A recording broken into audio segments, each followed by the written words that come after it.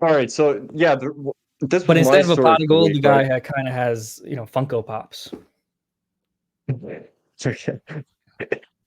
Yeah, so this was my story for the week. So you wanted to talk about Grok, but so they chose this guy Tim Walz, right? He's doing quite well in the polls. JD Vance is well down. Tim Walz is well up, and one of the things that's been kind of plaguing JD Vance is libs have been calling him weird. And this is really, it seems to be working quite well with a certain type of person. Um, and there was this claim going around that in his book, Hillbilly Elegy, that he shared a story of his youth where he had sex with a couch. Um, don't need to get Have into the you? details I of what personally that never involved, done but they that. were sharing like a, what's that? I've never done that. Have you done that before? I've not, no. No. So it is But kind they of were odd to me. sharing this. Yeah, they were sharing it, and it was like just kind of it was like perverse, but just kind of realistic enough that everyone kind of believed it, and it became kind of a normie thing. Like I was seeing it everywhere, and then the Democrats started leaning into it, and they were like, "Oh, Tim Walz knows." He's like, "Oh, I'll debate JD Vance if he can get up off the couch," this kind of thing. And I mean, it's not very funny, but it's also like, I mean, it's a little bit funny, the fact that it went viral. Vance is kind of like he has this reputation. He's a bit of a chud. It's just kind of a funny, stupid thing to say. But so conservatives decided to fire back. They're like, we're getting destroyed with this weird thing. And they're making up like perverse sexual rumors about us. So conservatives decide to fire back, and like they come up with like the worst response imaginable. Where so the new like conservative campaign is like they got all their guys like Donald Trump Jr. and Cat Turd and all these people to like make up that Tim Walz uh, drinks horse semen, and they're running with this as like as if it's a really funny meme, but it's actually just gross. It's like why are you doing that? Like It's who weird. thought of this? I'll pull up. It's weird, yeah. This is Donald Trump Jr. So this is like 74,000 likes, 6.8 million views. I mean, there's a lot of these, right? We could go through them, but I think Trump Jr. especially has been posting this. But I mean, this just kind of gets at like the whole issue with conservatives. This appeals to no one except people that are like super into Trump and are just kind of doing this as like it's just like a tribalism thing where it's like, oh, they lied about us, so now we're going to amplify this lie about them. That's like even Shameful. more gross and It's just depraved. shameful. But it's just like this trend of like there's no meme energy with Trump in 2024. Um, it is these people like Cat Turd, like Donald Trump Jr., or people that are just like paid shills. And it's very different. I mean, 2016, you're kind of an old head, but like I said this on our stream, like there was always kind of there was a very thin, vague border between like the alt right, the alt right, Trumpism. It was all kind of one thing. Like you had the Gavin McInnes's, the Infowars, the alt right people. You had Trumpism, and you would have the memes kind of emanate from that sort of darker section from 4chan up to the big sort of MAGA influencers. You had these guys like Ricky Vaughn, who was basically an alt right guy, but he was one of the most influential pro Trump Twitter accounts in 2016. So you had like young, sort of radical guys that were putting the memes out there, that were getting the meme energy going, that were making Trump seem like something new and dangerous and energetic. And now they're basically all gone. Yep.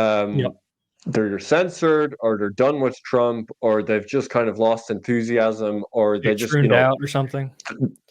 yeah, they can't make it seem like Trump is this big energetic force anymore because he's governed. And so you have like paid shills and like Gen X people and boomers, and this is what they come up with is like, the libs called us weird. Um, so like there's even the response to being called weird, it was like they were posting clips of like Kamala Harris where she's like, oh, I'm Kamala, my pronouns are she, her, whatever. So like she gives her pronouns and then she like gets a huge cheer to an audience.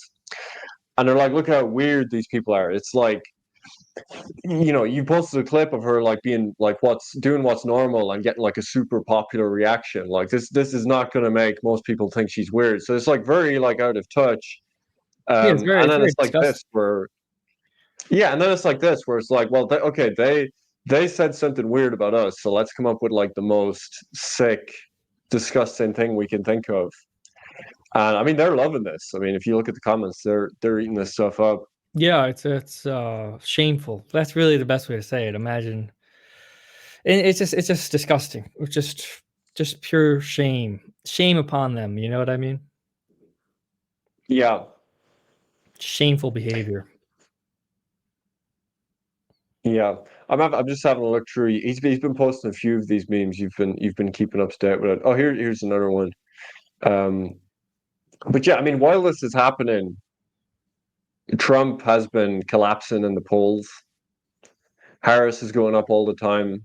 Walz has a good approval rating. This is another one like 58,000 likes. Again, it's like fantasizing about Tim Walz.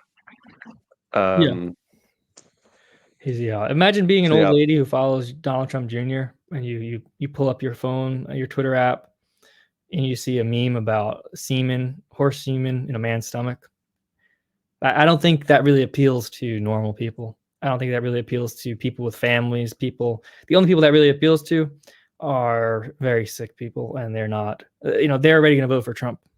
So the only people who like that are people who are already going to vote for Trump, and everybody else is turned off by it. Most everybody, maybe not furries, but almost everybody is turned off by the just disgusting nature of imagine just like your old grandma and you want to support Trump, so you follow his son on Twitter. You look at this, you pull it up, you accidentally push a button, it broadcasts to the TV. The families, the kids are sitting at the TV, your grandkids. You say, where's my screen of my phone? You look up and the kids are reading memes about horse semen. And then from then on, you're not allowed to see your grandkids. Do you think you're going to vote for Trump still?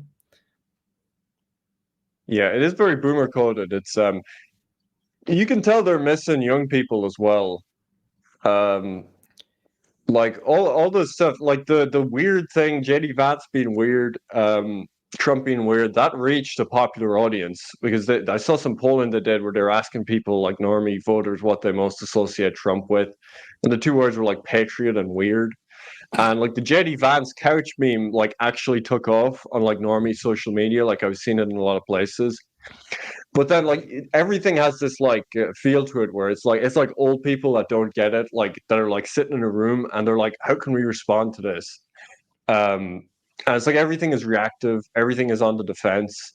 It's like, no, we're not weird, you're weird. It's like, no, our guy didn't have sex with carriage, your guy like drank horse cum. And it's just like it just feels like they're losing. And it's like Yeah. that feeling is translating into reality because now Harris has flipped Trump on the betting odds. She's ahead of most polls. And it's like, where is the energy coming from? And I know, like this week, the Groypers declared a second big Groyper war on the Trump campaign to try and get rid of these advisors that are leaning into these bad, tried and tested Yeah, whoever came up Republican with the horse semen strategies. meme probably should be fired. Maybe not everybody Mm. else, but the guy who came up with the meme of let's Photoshop bestiality together against the other campaign, that might be somebody you say, I don't know if this person is earning their money. I don't know if this person deserves to get paid by us. They're spending their time doing bestiality Photoshops. I'm not sure if this is in line with Republican values and Trump's campaign.